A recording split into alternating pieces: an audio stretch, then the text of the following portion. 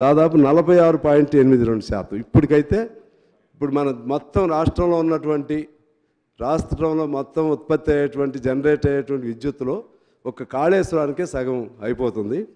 పూర్తి అయితే పీక్గా మొత్తం ఇప్పుడు సగం అది మొత్తానికి వాడుకలోకి వస్తే ఇక్కడ ఎంత అవసరం ఉంటుందో రాష్ట్రం అంతా కలిపి అంత అవసరం అక్కడ ఉంటుందని మనకి రిపోర్ట్లో వచ్చింది అధ్యక్ష. దీన్ని ఎలా మీట్ చేస్తారో ఆలోచన చేయాల్సిన అవసరం ఉంది.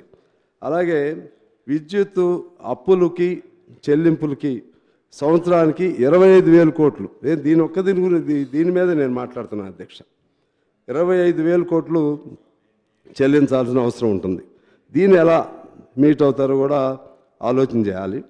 అదే పద్ధతిలో మొత్తంగా 14 ఏళ్లలో తీర్చాల్సింది 1,41,544 కోట్లు ఈ 14 ఏళ్లలో. మళ్ళీ పెరిగే కొందికి అది 2 లక్షల కోట్లు కూడా ఇద్దని అందులోనే రిపోర్ట్లోనే ఉంది అధ్యక్ష.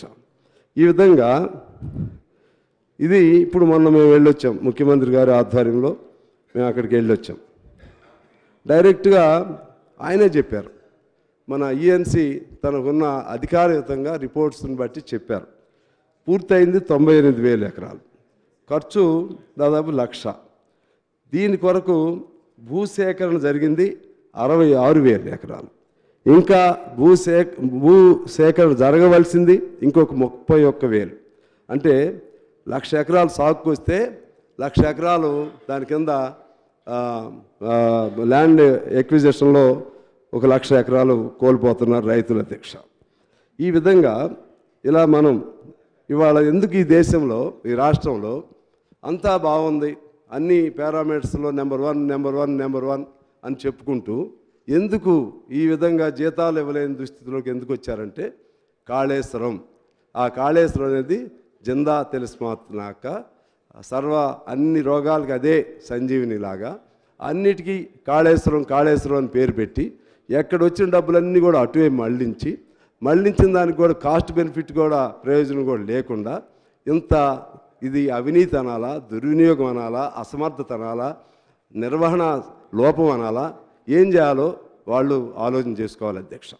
దానికి సంబంధించి ఆ విధంగా మన ప్రాజెక్టు కూడా ప్రారంభమైంది. ఎప్పుడు 2005లో దీనికి శంకుస్థాపన జరిగింది ప్రాణహిత చేవేళ్ళ.